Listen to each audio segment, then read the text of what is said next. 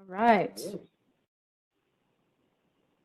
So I'm working from City Hospital today, and I have this very tiny little laptop. So Jason's helping me with the presentation because I don't know how to use anything on this laptop. So if we can just save questions to the end, because I can't really see what else is going on. So thanks for coming to this session on buprenorphine. So my name is Melissa Holowaty. I'm a family doctor. I've got special interest in chronic pain, mental health, substance use disorders. I came here last October from Ontario, where I've worked in these areas for the past decade. And I currently have a role with opioid stewardship, and I operate the Saskatoon Chronic Pain Service out of City Hospital, which is actually going to be closing 2 weeks from now. I've been prescribing buprenorphine for addiction and for pain, including palliative care, since 2011. So pretty long time. And I've presented on buprenorphine at several national events over the years, like Family Medicine Forum, the Society of Rural Physicians of Canada. So it's one of my favorite molecules, and I hope to convince you of its how wonderful it is after today. So next slide, please, Jason.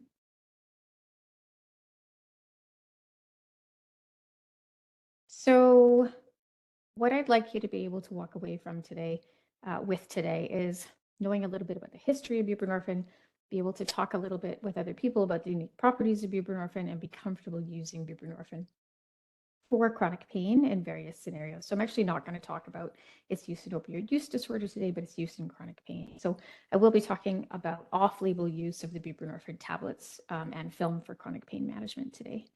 Next slide, please. And just before we dive into that, I want to take a small step backwards and just remind everyone about the other pharmacological options for pain management. So opioids are but one pain pathway avenue, and they should be reserved for severe pain. Short-acting opioids especially should be used for severe acute pain only in a non-palliative setting. And depending on the mechanism of pain, we often have much more appropriate and effective medications. Next slide, please. And the 2024 opioid prescribing guidelines here indicate that opioids should not be offered to those with a history of an opioid overdose. They have an active alcohol use disorder, a history of any substance use disorder, or mental health disorder. And to those who have been offered opioids in the past or maintained on opioids, avoiding doses above 80 milligram morphine equivalents per day, very, very, very rarely above 150.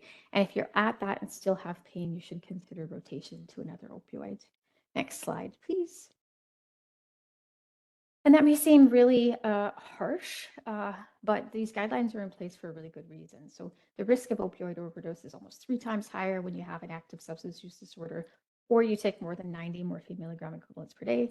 It's 2 times higher if you have a history of a previous substance use disorder, or if you're taking benzodiazepines, or you have a mental health diagnosis. Even just 50 to 99 milligram morphine equivalents per day doubles the risk of opioid overdose-related mortality. Not leg swelling, not an annoying cough. We're talking about death.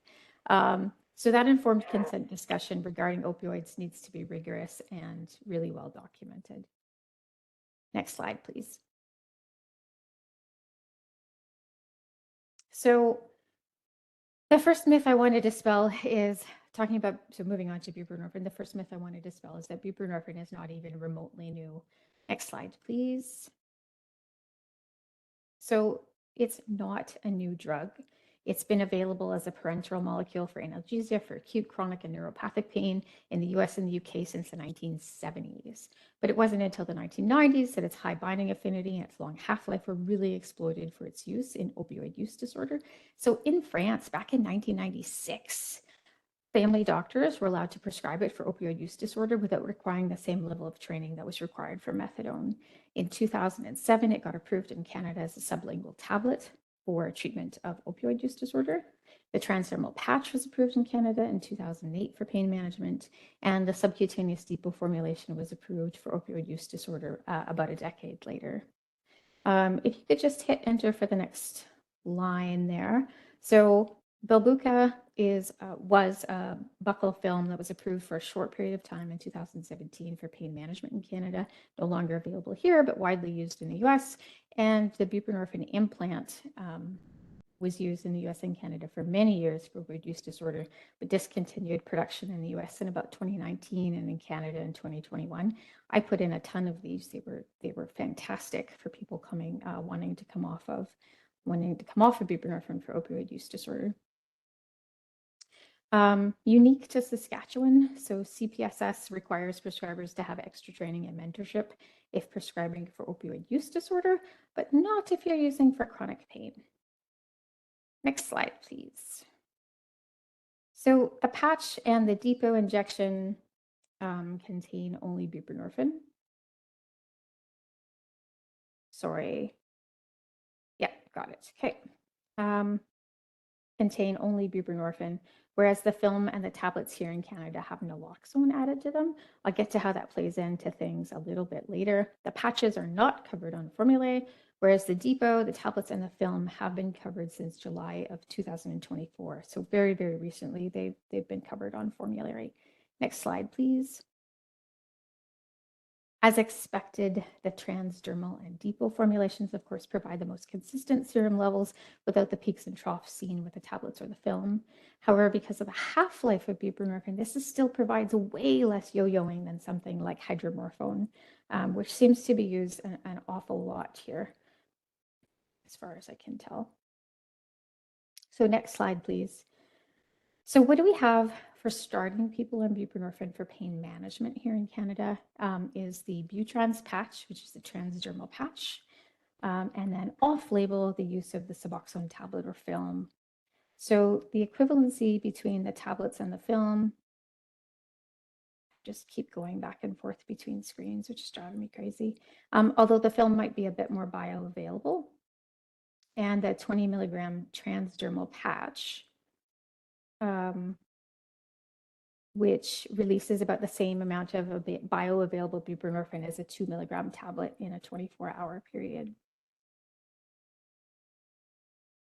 Next slide, please.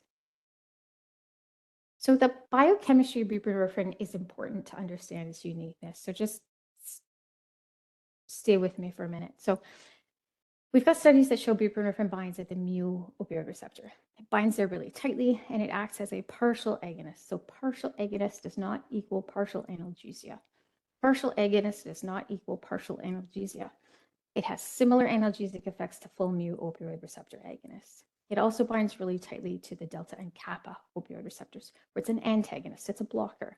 Kappa receptors are associated with the dysphoric effects of opioids and may explain why buprenorphine has less of the depressive effects that some opioids do.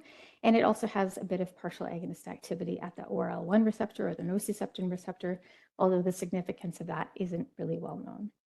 The high binding affinity to the majority of receptors and its slow dissociation rate is where the long half-life of this molecule comes from. Next slide, please. And as I mentioned and cannot emphasize enough, it is not a partial analgesic. It is, in fact, an excellent analgesic. It is 30 times more potent than morphine on a milligram per milligram basis parenterally. And the oral morphine to transdermal buprenorphine ratio is 70:1. 70 milligrams of oral morphine or 15 milligrams of dilaudid equals 1 milligram of transdermal buprenorphine. So if you put on 220 microgram patches per day, that would equal about the 70 milligrams of oral morphine, 14 milligrams of hydromorphone. The transdermal fentanyl to transdermal buprenorphine ratio is about 0.6 to 0.8. So a 25 mic patch of fentanyl equals about 33 mics of butrans. So keeping in mind, of course, people absorb transdermal systems in unreliable ways, and these are often dependent on fat stores, which is why transdermal systems don't work well on cachectic individuals. Next slide, please. So it appears to bind preferentially to these spinal opioid receptors over brain receptors. And we think that's probably why it has less respiratory depression and less euphoric effects, which is important. So other than this key safety component, its side effect profile is similar to other opioids. And if you could just advance to get that last point there for me. So naloxone was added to the sublingual formulations to prevent intranasal and ejection abuse of buprenorphine. So the idea being injection of naloxone will induce an unpleasant withdrawal syndrome in someone who is using opioids on a regular basis, and it will deter this type of use. Naloxone has poor oral bioavailability. It's not absorbed sublingually. And so if the tablet is taken properly, naloxone can essentially be ignored from the formulation. It does not have an effect on buprenorphine metabolism. It has nothing to do with precipitated withdrawal. It has nothing to do with the blocking effects of Suboxone on other opioids. That's all buprenorphine. Next slide, please. And if you look at the half-life and the neurotoxicity of buprenorphine and commonly used opioids, morphine and hydromorphone have a half-life of only 2 to 3 hours. Oxycodone, 3 to 5. Buprenorphine, 26 to 30 hours. And the production of active metabolites is an issue with both morphine and hydromorphone. Primary metabolite of hydromorphone, H3G, has neuroexcitatory potential, very similar to M3G metabolite of morphine. So this preferential use of hydromorphone over morphine because of neurotoxicity doesn't have a great deal of data behind it. So the main metabolites of buprenorphine, on the other hand, norbuprenorphine, is not neurotoxic. Next slide, please. So there are a few other advantages of buprenorphine compared to typical opioids.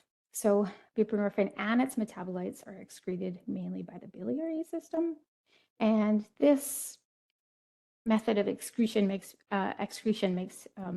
buprenorphine suitable for patients with renal failure, so safe in renal failure, and also with hepatic impairment. So you are advised to drop the dose by about 50% if you have decompensated liver disease or like a Child-Pugh C score, but otherwise can still be used.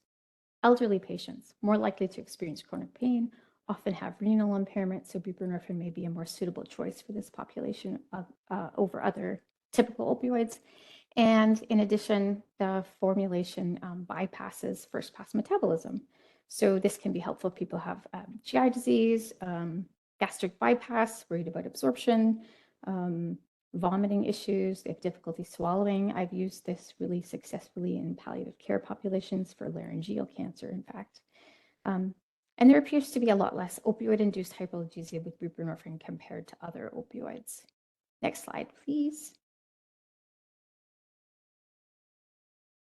But really, it excels in its safety profile regarding breathing. Sort of an important thing. So respiratory depression, most significant side effect of all opioids, right? And buprenorphine's reduced effect on lowering breathing is what makes it a safer opioid alternative to full mu agonists. So this is a mock dose response curve, recognizable to most people here. So the yellow, if we're looking at the flat lines, the yellow flat line indicates dose requirements for 3 different opioids to provide normal analgesia. The blue flat line represents the dose at which you've got this hospital level pain relief, powerful pain relief. And the red flat line is when the opioid turns off the drive to breathe in your brain. Now, if we go from the left over to the right, the red curved line is something like fentanyl. Small dose provides powerful pain relief. And as you increase the dose, there comes a point in the not too distant future where enough of a dose kills you. So the black line is something like morphine, the black curved line. Both are S curves, very normal for a dose response curve. Buprenorphine is the blue curved line here. And you can see it doesn't really look like an S curve, but that's just because the flat part of the S curve just continues. To get there, to get that extra dip in the curve or extra rise in the curve just requires such a high dose that the dose required to kill you is so far off the charts that for all intents and purposes, buprenorphine by itself doesn't have a fatal apnea line. Next slide, please. In fact, it's so much safer than other opioids. And when you look at the therapeutic index between buprenorphine and morphine, keeping in mind the larger the TI, the safer the drug is, buprenorphine is 25 times safer than morphine. Next slide, please. And this is just in case you were wondering if this applied to Saskatchewan as well. Well, if you look at opioid accidental toxicity deaths for the past couple of years, you can see, of course, that the illicit drug supply is killing most people, but methadone and hydromorphine are also present in a lot of deaths. Now, I did actually try to contact the coroner's office to find about the overlap of meds, because that's not in their public reports, but no one replied to my email. So no information on that. Maybe someone here has more of that information. Next slide, please.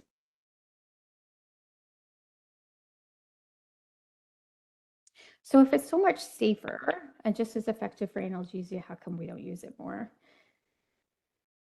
So if you could just press enter for the next point there. So I think there are three big reasons. And the first is summarized in this line from a recent article in the Canadian Pharmacy Journal. So unfortunately, most of the challenges that we have seen with buprenorphine naloxone have not occurred to a lack of drug efficacy. They have instead occurred due to stigma surrounding buprenorphine naloxone. In this article, the authors write that patients rotated over to buprenorphine naloxone have reported their doctors are not comfortable or they refuse to continue prescribing even after they've been stabilized at a pain clinic. They experience discrimination at pharmacies, being told they're not a Suboxone pharmacy, or they won't stock it, or the pharmacists tell patients that they need to have daily observed doses, even though it's indicated on the prescription to be dispensed every 28 days and prescribed under a pain paradigm.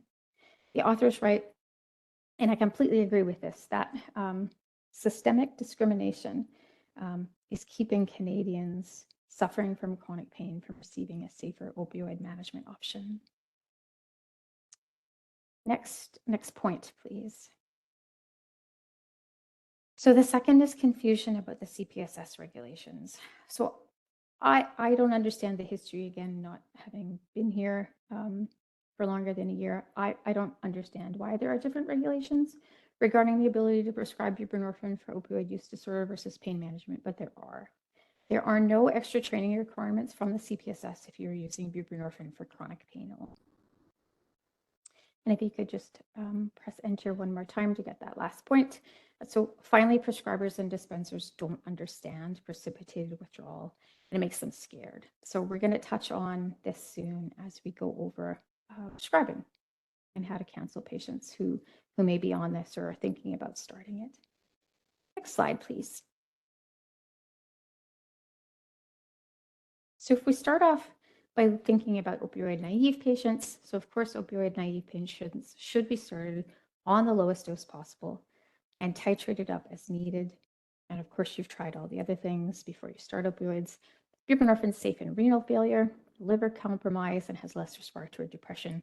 So if you're considering an opioid for your patient, buprenorphine should be one of the first line options in this population. The transdermal system is a great option if people have coverage. Again, unfortunately not covered by the formulary, but if people have private insurance, it is usually covered. I've seen some workers' compensation files come through and it is covered by them once you fill out all the paperwork. You want to start at the 5 microgram per hour patch. Titrate up no faster than every week because it does take a while to reach steady state levels, 5 days usually. Next slide, please. Now, if someone's on short-acting opioids already, you can actually move them over to buprenorphine really easily, but you need to just keep in mind how buprenorphine works in comparison to other opioids. So buprenorphine is really long-acting, it's tight binding, it's going to kick off other opioids currently sitting on receptors that don't have as much of an affinity for the receptors. And because it has less overall intrinsic activity at the receptors, it can lead to an abrupt onset of certain withdrawal symptoms, often within 30 minutes. So increased anxiety, nausea, vomiting, and diarrhea, which can be pretty explosive. So to avoid this, you have to let the short-acting opioids leave the body first before starting the buprenorphine. The withdrawal required to do this for starting the first dose of buprenorphine is not as bad as you think. It's not as bad as they think. They have been in that situation many, many times before, likely almost every morning, especially if they're on short-acting opioids. I can't tell you the number of patients that have told me like breakfast consists of taking their pills in bed at like 4 a.m. and then laying there for a couple hours so that they can get going in the morning, which tells me that they're waking up in acute withdrawal every day. So I generally have patients take their last short-acting opioids 8 to 12 hours before, and then they can start taking the 2 milligram Buprenorphine tablets at home. So you can do that to a maximum of 12 milligrams on the first day to treat symptoms. Now that's a really high dose. That's generally someone I'm treating for opioid use disorder rather than chronic pain management. And if we're talking about lower doses, then moving someone over to just a 2 milligram tablet 12 hours after the last dose of short-acting opioid is fine. If they can wait longer, that's great. Just remind people the worse they feel before their first dose, the better they're going to feel after starting the medication, and that it also takes 5 days for levels to reach a steady state. So how they feel on day 2 is not how they're going to feel on day 5. And you can time it so that they get started home in the morning, and maybe you can see them later that day or the morning after, check in and see how they're doing and adjust the dose accordingly. You can use the COWS scale. I don't use it. I don't find it overly helpful, but this is something you and your patients can use together as a guide. Next slide, please.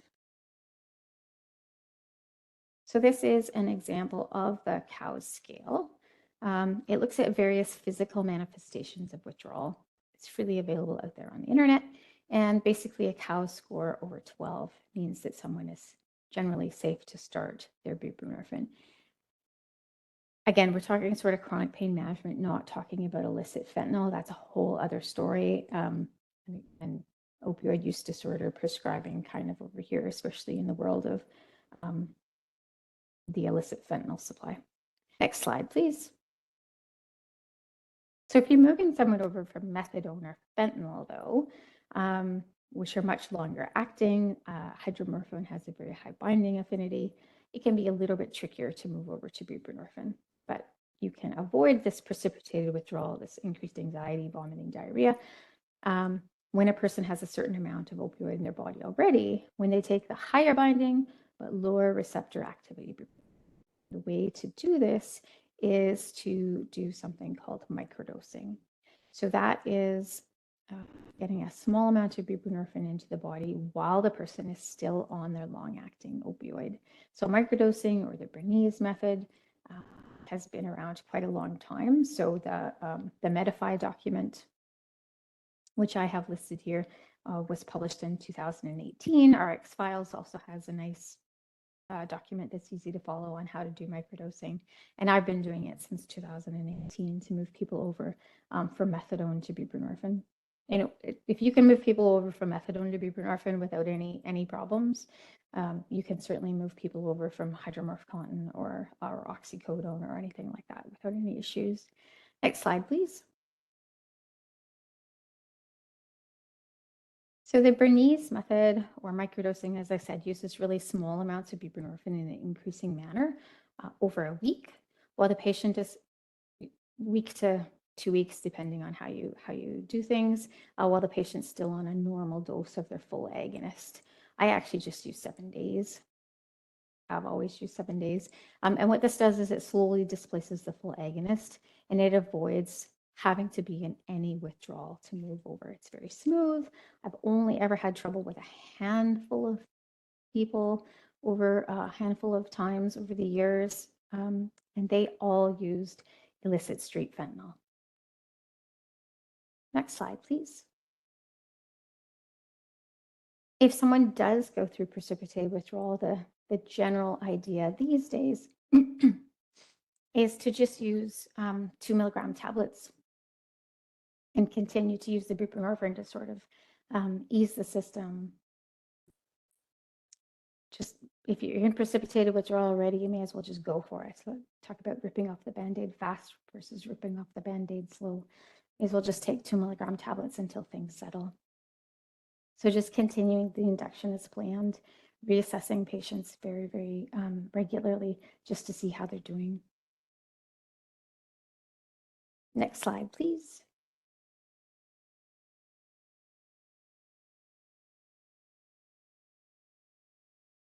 So how you deal with acute pain situations when someone is maintained on buprenorphine, that's a question that comes up a lot. Well, as for anyone on chronic opioids, you want to try to utilize non-opioid pain medications and strategies as much as possible.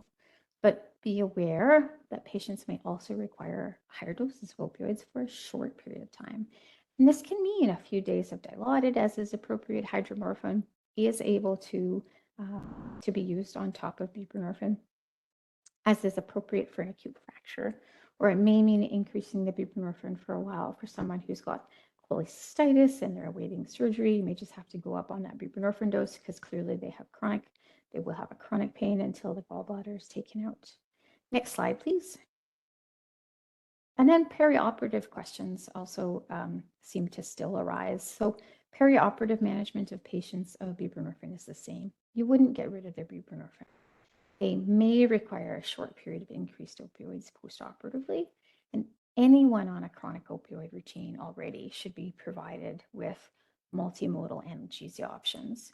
And the goal is to reduce to preoperative opioid levels within 30 days.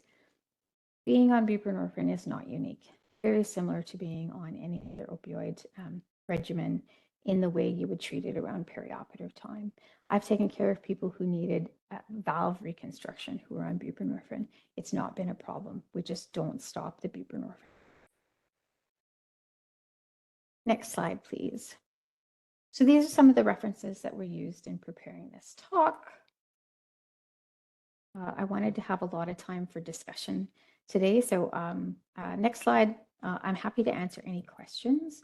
This is the email address that I check most often. And if you wouldn't mind completing the evaluation afterwards, myself and the Opioid Stewardship Program would be very, very grateful for that. So assuming, yeah, I'd like to open up the floor to discussion. Other people's experiences with buprenorphine, any questions about it, different scenarios. Let's get granular. Dr. Holowaty, I'm just going to stop the recording.